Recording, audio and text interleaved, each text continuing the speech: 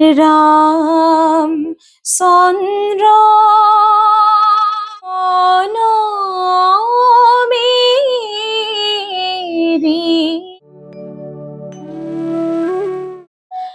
राम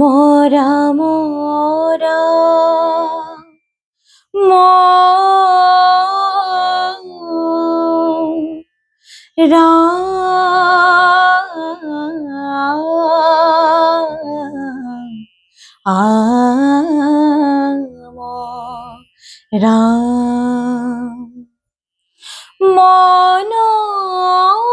मेरी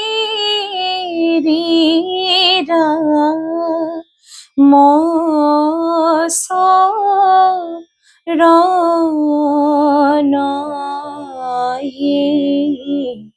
लागू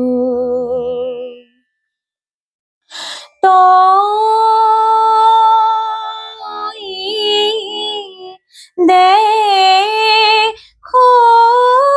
ना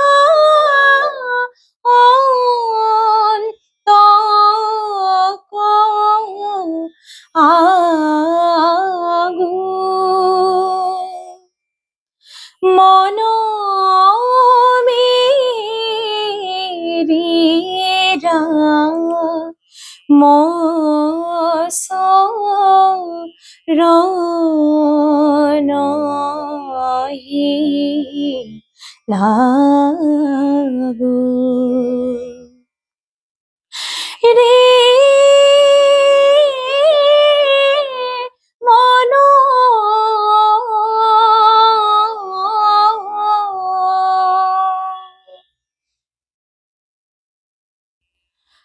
आयु क्षणे टूटे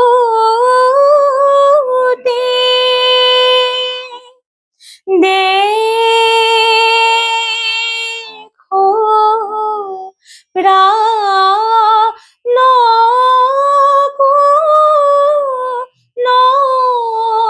दीने सोते मन मेरी राम शरण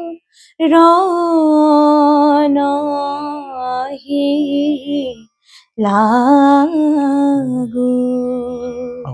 নমস্কাৰ। আজি আমাৰ অনুষ্ঠানলৈ আমন্ত্ৰণ কৰিছোঁ নৱপ্ৰজন্মৰ এগৰাকী শিল্পী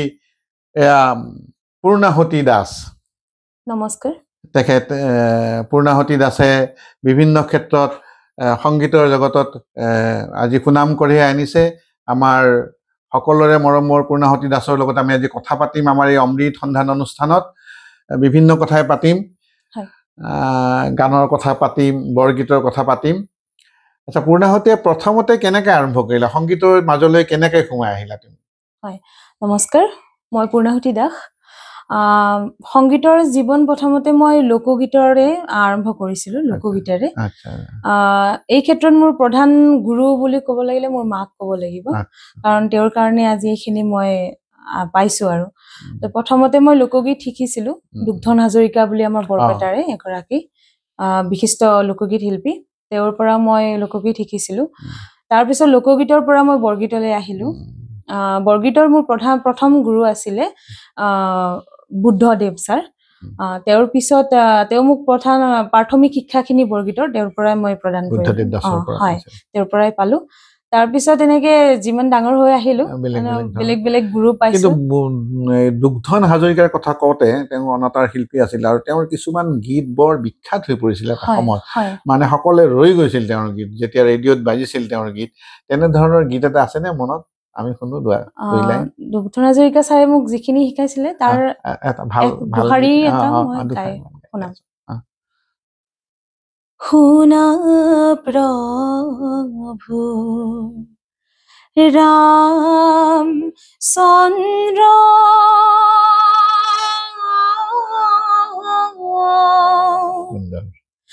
অনুজ লক্ষ্মণ সীতাৰ বাতৰি দিব নকৰা ক্ৰন্দন সীতাৰ বাতৰি দিব নকৰা ক্ৰন্দন আৰ জতায়ু যে নাম মোৰ গুৰু ৰনন্দন আৰ জতায়ু যে নাম মোৰ গুৰু ৰনন্দন সীতাৰ উদ্ধাৰ হেতু কৰিলো ৰণ সুন্দৰ সুন্দৰ বৰ সুন্দৰ বৰ মিঠা ধন্যবাদ একেবাৰে দুগ্ধনৰ যি মানে শিক্ষা তুমি আচলতে গ্ৰহণ কৰিছা আমি তেওঁক পাইছো আগতেও পাইছো বিভিন্ন ক্ষেত্ৰত পাইছো যাহক তাৰ পাছত তুমি বৰগীতলৈ আহিলা হয় বৰগীতৰ পৰীক্ষা দিলা তুমি বৰগীতৰ পৰীক্ষা মই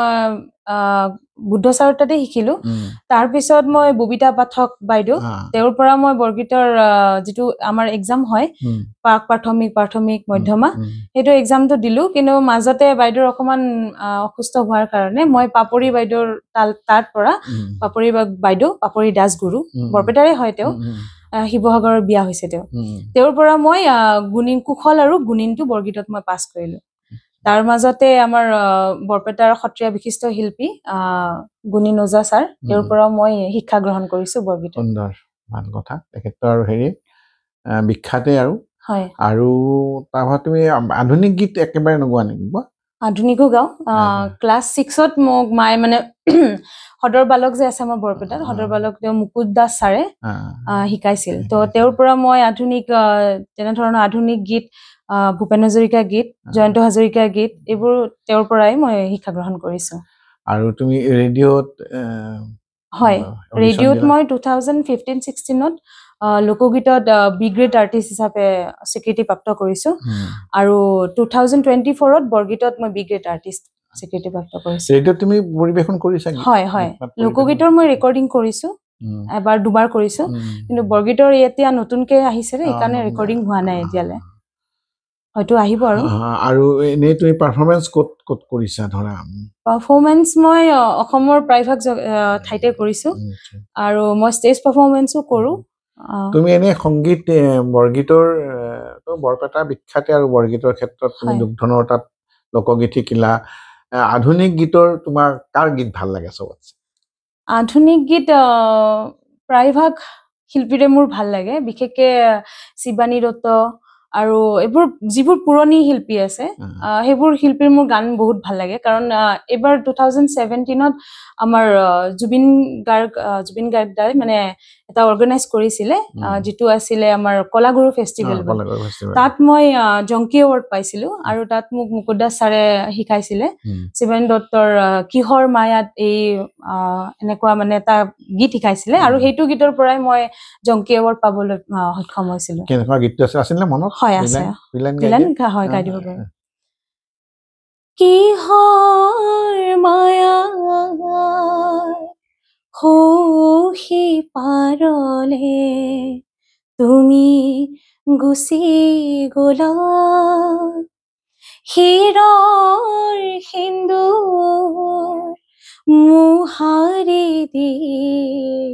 সুখ জানো পালা আমাৰ সপোন চকু পানীৰে কিয় যে উতাই দিলা কি যে সন্মুখ নীৰৱতা আগৰ দৰে দিন যে নাযায় ৰাতিও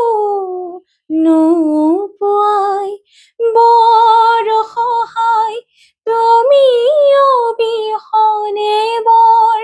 অসহায় তুমি অবিহনে কতো যে সহাৰি নাই নিথৰুৱা কৰি হাই বঢ়িয়া সেইটো আছিলে মই গাই আছো মোৰ এবাৰ বুজবামছ আহি গৈছে মানে বহুত ভাল লাগে গীতটো এজনী মানে আমাৰ যিটো কয় মানে হাজবেণ্ড ঢুকুৱাৰ পিছত এজনী তিৰোতাৰ মানে কাহিনীটো এইটো গানত কোৱা হৈছে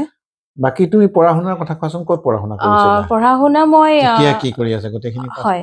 পঢ়া শুনা মই গ্ৰেজুৱেচন কমপ্লিট কৰিছো আমাৰ এমচি কলেজ মাধৱ চৌধুৰী মহাবিদ্যালয়ৰ পৰা আৰু তাৰ পিছত বৰ্তমান মই কৃষ্ণগুৰু গ্ৰেজুৱেচন কৰিলা মানে সায়েন্স নে আৰ্টছত কৰিছো ষ্ট্ৰীমছ আৰ্টছ আছিলে তাৰ পিছত মই বৰ্তমান মাষ্টাৰ ডিগ্ৰী কৰি আছো কৃষ্ণগুৰু আধ্যাত্মিক বিশ্ববিদ্যালয়ত পাৰফৰ্মিং আৰ্টছত কৰি আছা বঢ়িয়া আৰু ধৰা তোমাৰ মানে এই পঢ়া শুনা আৰু হেৰিৰ লগত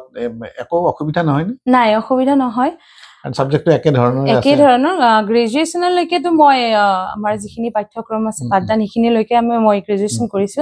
কিন্তু মাষ্টাৰ্ছটো মই এতিয়া পাৰফৰ্মিং আৰ্টছ পাই মই বহুত সুখী হৈছো কিন্তু তুমি বৰপেটাৰ হিচাপে বৰপেটাৰ থলুৱা গীত মাত পুৰণি গীত মাত এইবিলাকৰ ওপৰত তোমাৰ ষ্টাডি আছে নে হয় থলুৱা গীত এইবিলাক প্ৰচাৰৰ ক্ষেত্ৰত ধৰক আজি হোলী গীত বৰপেটাৰ বিখ্যাত এইবিলাক ভাল পোৱা নে হয় মই হোলী গীতো গাওঁ বহুত সৰুৰ পৰাই গাইছো হোলী গীত আৰু বহুত মানে কম্পিটিশন হয় আমাৰ বৰপেটাত বহু কেইখন কম্পিটিশন হয় প্ৰায়ভাগ কম্পিটিশনতে আৰু প্ৰথম দ্বিতীয় বৰপেটা মানে ফক গীত মাতৰ ক্ষেত্ৰত বহুত মানে ৰিচ আৰু হয় সেইবিলাক তুমি ষ্টাডি নিশ্চয় কৰিছো কৰিয়ে বৰ্তমানো কৰি আছো গতিকে সেই লৈ পেলাই পাছত গৱেষণা আদিও কৰিব পাৰিবা হয় যেনেকুৱা এটা ধাৰণা লৈ পেলাই হয় এতিয়া মই মাষ্টাৰ্ছত আমাৰ কোৰ্সত মানে আমাৰ সেমিনাৰ প্ৰেজেন্ট কৰিব লাগে পাৰ সেমিষ্টাৰ তো প্ৰথম সেমিষ্টাৰত মই নাওখেলৰ গীতত সেমিনাৰ বনাইছিলো আৰু এইবাৰ সেকেন্ড সেমিষ্টাৰত মই আমাৰ যেটো পছতি উৎসৱ হয় হেতুৰ ওপৰত সেমিনাৰ মই বনাইছো পছতি গীত মনত আছে পছতি গীত বাৰু বিয়া গীতৰ নিচিনাই হয় যেনেকে লোকগীতো অকমান ঠাস তুমি এটা বৰপেটাৰ হোলী গীতকে গাই দিয়াছোন হয় নিশ্চয় প্ৰকৃতি পুৰুষ দৈৰনিয়ন্ত মাধৱ হে প্ৰকৃতি পুৰুষ